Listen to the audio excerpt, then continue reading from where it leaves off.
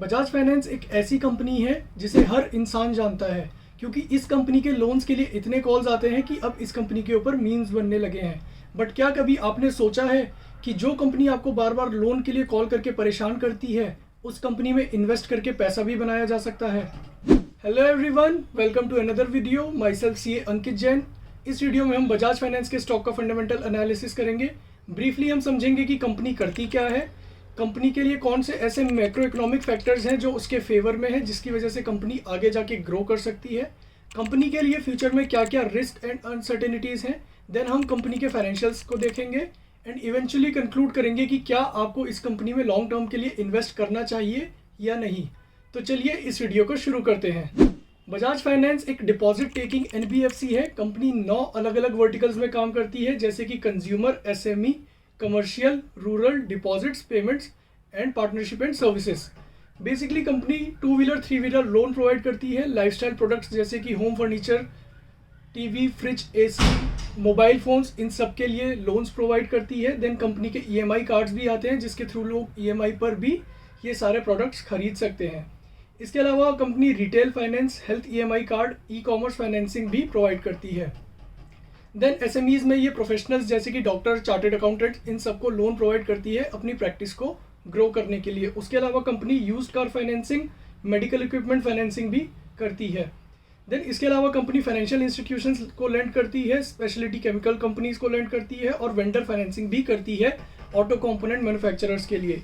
इसके अलावा कंपनी के रूरल में gold loans, personal loans, salary loans, digital products loan, ये सारे लोन्स भी हैं। देन इसके अलावा कंपनी के कुछ इंश्योरेंस प्रोडक्ट्स भी हैं, जिसके through company life insurance, general insurance और हेल्थ इंश्योरेंस में डील करती है। कंपनी की 100% सब्सिडरीज भी हैं, जिसमें से एक है बजाज हाउसिंग फाइनेंस, जिसके थ्रू वो प्रॉपर्टी रिलेटेड लोन्स प्रोवाइड करती है, जैसे कि loan against property, self employed loan, salaried loan against property, corporate lease rent discounting etcetera. इसके अलावा कंपनी की जो दूसरी 100% सब्सिडरी है वो है बजाज फाइनेंशियल सिक्योरिटीज़ लिमिटेड। इसके through company mutual fund, portfolio management services, retail broking, depository services, trading account वगैरह में डील करती है। सो ये तो था ओवरव्यू कंपनी के बारे में कि कंपनी किस किस प्रोडक्ट्स में डील करती है। बेसिकली कंपनी फाइनेंस और लोन से रिलेटेड लगभग सभी प्रोडक्ट्स में डील करती है। कंपनी की ऑलमोस्ट पैन इंडिया प्रेजेंस भी है और कंपनी का दिसंबर 2022 क्वार्टर में 2,30,842 करोड़ रुपए के एसेट्स अंडर मैनेजमेंट थे। अगर आपको हमारा कंटेंट अच्छा और यूजफुल लगता है तो चैनल को सब्सक्राइब कीजिए और रेगुलर अपडेट्स पाते रहने के लिए बेल नोटिफिकेशन पर क्लिक कीजिए। अब बात करते हैं उन फैक्टर्स की, उन मैक्रो इकोनॉमिक फैक्टर्स की जो कंपनी के फेवर में जा सकते हैं फ्यूचर में, जिसकी वजह से कंपनी को एक अच्छी ग्रोथ देखने को मिल सकती है।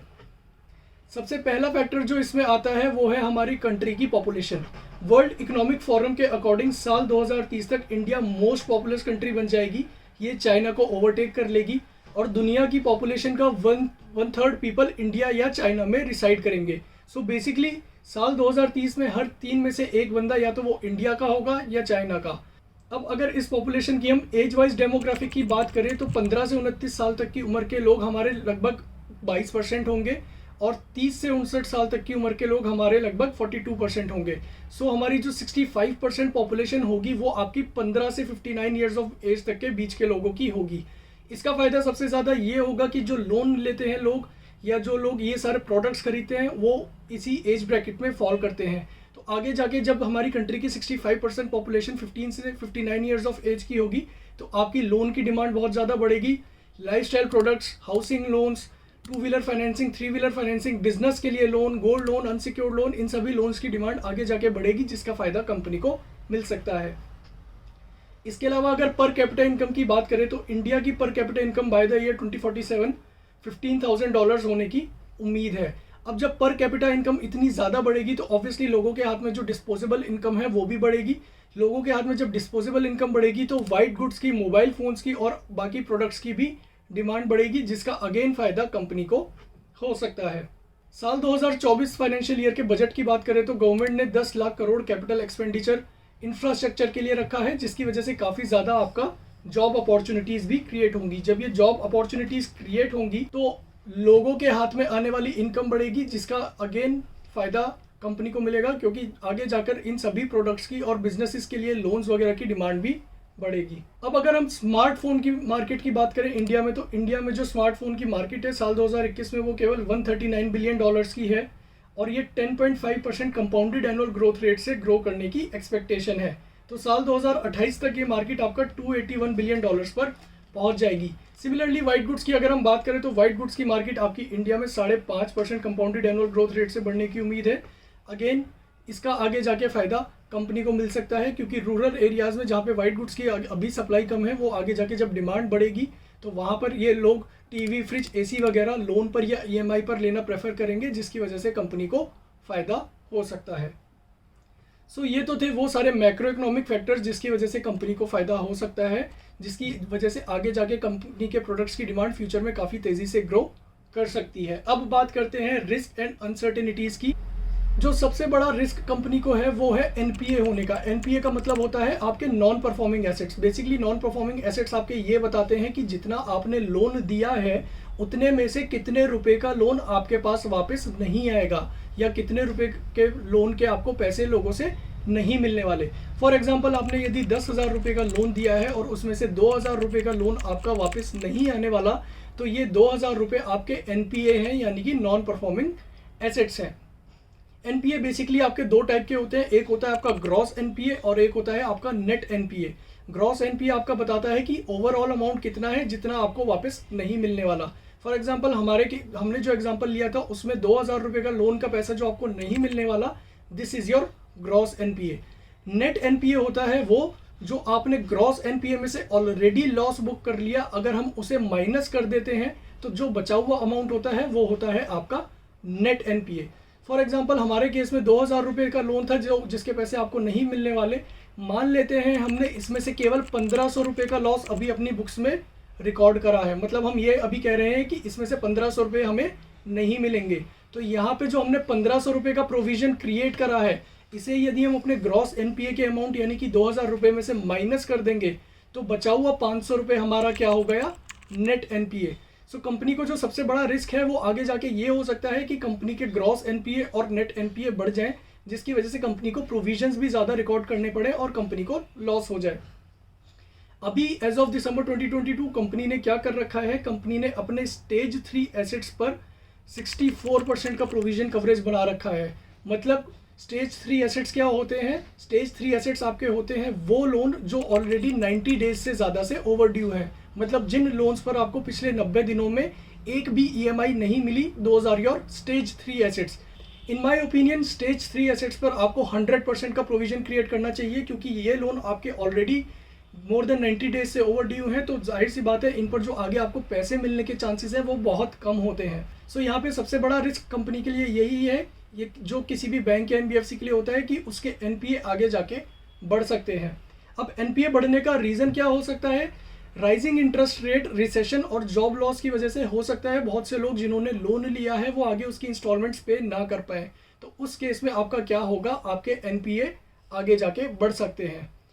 इसके अलावा जो कंपनी के लिए दूसरा रिस्क एंड अनसर्टेनिटी है कि वो इंटरेस्ट रेट बढ़ने की वजह से बहुत से लोग हो सकता है अननेसेसरी प्रोडक्ट्स के लिए लोन लेना प्रेफर ना करें और वो केवल नेसेसरी स्पेंड्स करें, क्योंकि इंटरेस्ट रेट इतना ज़्यादा है तो जाहिर सी बात है बहुत से लोग प्रेफर नहीं करेंगे कि वो टीवी, फ्रिज, एसी या बाकी के प्रोडक्ट्स के लिए या 2 व्हीलर या 4 व्हीलर के लिए लोन ले। वो प्रेफर करेंगे कि वो अभी लोन ना ले क्योंकि रेट ऑफ इंटरेस्ट काफ़ी ज़्यादा है। तो नियर टर्म में हो सकता है कि कंपनी का बिजनेस थोड़ा सा कम हो जाए, रीज़न बीइंग कि रेट ऑफ इंटरेस्ट अभी काफ़ी ज़्यादा है। तीसरा रिस्क है कंपनी के पास वो है आपका loss of business to the banks. Reason being NBFCs जो होती हैं उनकी कॉस्ट ऑफ फंड्स बैंक्स के मुकाबले हमेशा थोड़ी सी ज़्यादा होती है, क्योंकि बैंक्स को फाइनेंसिंग इजीली मिल जाती है कम रेट ऑफ इंटरेस्ट पे, बट ये एनबीएफसीज को जो पीछे से कैपिटल मिलती है आगे लेंड करने के लिए, ये यूजुअली उन्हें हायर रेट ऑफ इंटरेस्ट पे मिलती है, जिसकी वजह से उनका जो कस्टमर को रेट ऑफ इंटरेस्ट वो देते हैं वो भी बैंक्स के मुकाबले थोड़ा सा ज़्यादा होता है। अब ऐसे में कस्टमर क्या करेगा, कस्टमर बैंक से लोन लेना प्रेफर करेगा जहाँ पे उसे कम रेट ऑफ इंटरेस्ट पर लोन मिल जाएगा। तो यहाँ पर कंपनी के लिए एक रिस्क ये भी है कि हायर रेट ऑफ इंटरेस्ट की वजह से नियर टर्म में हो सकता है उसके पास बहुत ज़्यादा लोन बुक जनरेट ना हो। सो ये तो थे रिस्क और अनसर्टेनिटीज़। अब बात करते हैं कंपनी के फाइनेंशियल्स के बारे में। अब अगर कंपनी के फाइनेंशियल्स देखें तो कंपनी का करंट मार्केट प्राइस 5649 है, which is near to its 52 week low, which is your 5220। अगर आप कंपनी का ऑपरेटिंग प्रॉफिट मार्जिन देखेंगे तो वो काफ़ी अच्छा है। कंपनी 68.6% का ऑपरेटिंग प्रॉफिट मार्जिन जनरेट कर रही है। इसका मतलब ये है कि अगर कंपनी 100 रुपये का रेवेन्यू क्रिएट करती है या 100 रुपये का रेवेन्यू जनरेट करती है, तो उस रेवेन्यू को जनरेट करने में कंपनी का केवल 31 रुपीज़ का खर्चा हो रहा है। बाकी 69 रुपीज़ का उसका एज अ ऑपरेटिंग प्रॉफिट वो जनरेट कर पा रही है। तो कंपनी का ऑपरेटिंग प्रॉफिट मार्जिन काफ़ी अच्छा है। सिमिलरली कंपनी ने पिछले 5 सालों में 31% का कंपाउंडेड एनुअल ग्रोथ रेट दिखाया है अपने प्रॉफिट में। मतलब कंपनी का प्रॉफिट पिछले 5 सालों में 31% से ग्रो करा है। इसका स्टॉक इसकी बुक वैल्यू के मुकाबले 7 टाइम्स चल रहा है, जो कि ऑन अ हायर साइड है। But the reason being company का ऑपरेटिंग प्रॉफिट मार्जिन काफ़ी अच्छा है, इसीलिए कंपनी के स्टॉक प्राइस और कंपनी में ग्रोथ काफ़ी अच्छी है, इसीलिए कंपनी का स्टॉक प्राइस अभी ऑन अ हायर साइड पर है। सिमिलरली कंपनी का पीई भी हायर साइड पे है। रीज़न बीइंग कंपनी की जो ग्रोथ है वो काफ़ी अच्छी है। कंपनी की ग्रोथ को हम यहाँ पर उसके प्रॉफिट एंड लॉस में देख सकते हैं। कंपनी साल 2015 में 5,392 करोड़ का रेवेन्यू जनरेट कर रही थी, जो अब पिछले ट्रेलिंग 12 मंथ्स में 38,662 करोड़ रुपए का हो गया है। मतलब पिछले 8 सालों में कंपनी ने लगभग 6 टाइम्स की रेवेन्यू में ग्रोथ दिखाई है। इसके अलावा अगर आप कंपनी के नेट प्रॉफिट्स की ग्रोथ देखेंगे तो साल 2015 में कंपनी का नेट प्रॉफिट 900 करोड़ रुपए था, जो अब पिछले ट्रेलिंग 12 मंथ्स में 10,800 करोड़ रुपए हो गया है। मतलब कंपनी ने 12 टाइम्स की ग्रोथ अपने प्रॉफिट में दिखाई है पिछले 8 सालों में, जो कि काफ़ी अच्छी है। अब अगर इसकी बैलेंस शीट की बात करें तो आपको इसमें यूजुअली हैवी बोरोइंग्स दिखेंगी, बट ये बैंक्स और एनबीएफसीज के केस में कॉमन है, क्योंकि इन्हें आगे कस्टमर्स को पैसा लेंड करने के लिए पीछे से वो पैसा उधार लेना पड़ता है। इसीलिए बैंक्स और एनबीएफसीज की बैलेंस शीट में आपको हायर बोरोइंग्स भी दिखेंगी। ये बोरोइंग्स आप देख सकते हैं इसके अदर एसेट्स से कॉम्पेंसेट हो रही है। बेसिकली अदर एसेट्स में इसके यूजुअली जो इसने लोन्स वगैरह प्रोवाइड करे हुए हैं वही आ रहे हैं। अब अगर कंपनी के cash flow from operating activities की बात करें तो कंपनी का कैश फ्लो ऑपरेटिंग एक्टिविटीज़ से लगातार नेगेटिव है। रीज़न बीइंग कंपनी जितना इंटरेस्ट इनकम कमा रही है, कंपनी उससे ज़्यादा के हर साल में लोन दे देती है लोगों को, जिसकी वजह से इसका cash from operating activities negative है। Cash from operating activities negative होने से आपका कंपनी के एक्सपेंशन का भी पता लगता है, क्योंकि कंपनी जितना इंटरेस्ट इनकम कमा रही है कंपनी उससे ज़्यादा के हर साल में लोन बांट रही है। अब अगर इसके शेयर होल्डिंग पैटर्न पर आएंगे तो आप देख सकते हैं कि कंपनी के प्रमोटर्स का जो सितंबर 2022 में स्टेक था वो 55.86% था, जो कि दिसंबर 22 में बढ़ के 55.91% हो गया है। मतलब कंपनी के प्रमोटर्स ने रिसेंटली कंपनी के शेयर्स एक्वायर करे हैं। ये चीज़ आप यहाँ पे डील्स में भी देख सकते हैं कि प्रमोटर ग्रुप ने कंपनी के 3,08,500 शेयर्स खरीदे हैं, लगभग 6,500 पर शेयर के एवरेज प्राइस पे। कंपनी के प्रमोटर्स जिन्हें कंपनी के बारे में ज़्यादा अच्छे से पता होता है, जो कंपनी की day to day operating activities से ज़्यादा क्लोजली रिलेटेड होते हैं, अगर वो कंपनी का शेयर 6,500 रुपये के पर शेयर के प्राइस पर खरीद रहे हैं तो ये एक काफ़ी अच्छा सिग्नल है कंपनी के स्टॉक में इन्वेस्ट करने का। रीज़न बीइंग कंपनी का स्टॉक अभी आपको 5600 रुपये पर शेयर के प्राइस पे मिल रहा है, जो प्रमोटर के खरीदे हुए प्राइस से काफ़ी सिग्निफिकेंट डिस्काउंट पर है। सो यहाँ पर जो कंपनी के प्रमोटर्स ही कंपनी में इस प्राइस पर इन्वेस्ट कर रहे हैं, तो इसका मतलब उनके हिसाब से ये शेयर लॉन्ग टर्म के हिसाब से अभी भी वैल्यू बाय है। और यदि रिटेल इन्वेस्टर्स को प्रमोटर से कम दाम पर कंपनी का शेयर खरीदने के लिए मिल जाए तो इन माय ओपिनियन ये काफ़ी स्ट्रॉन्ग सिग्नल होता है कंपनी में इन्वेस्ट करने के लिए। तो ये था हमारा फंडामेंटल एनालिसिस बजाज फाइनेंस के स्टॉक को लेके। यूएस में जो रिसेशन आया हुआ है, यूएस में जो आपका बैंकिंग फेलियर्स की वजह से डाउनटर्न आया हुआ है, जिसकी वजह से सारे फॉरेन इन्वेस्टर्स फाइनेंशियल सेक्टर से पैसा निकाल रहे हैं, और वही एक रीज़न है आपके फाइनेंशियल सेक्टर्स के स्टॉक के प्राइसेस गिरने का। इन my opinion this is a very good opportunity कि आप फंडामेंटली स्ट्रॉन्ग फाइनेंशियल सेक्टर्स के स्टॉक्स को अभी खरीद लें, उसमें इन्वेस्ट कर लें, और उस पर्पज़ से बजाज फाइनेंस एक अच्छा स्टॉक है जिसमें आप लॉन्ग टर्म के लिए इन्वेस्ट कर सकते हैं। उम्मीद करता हूँ आपको ये एनालिसिस पसंद आया होगा। अगर अच्छा लगा तो वीडियो को लाइक कीजिएगा, चैनल को सब्सक्राइब कीजिएगा। Thank you.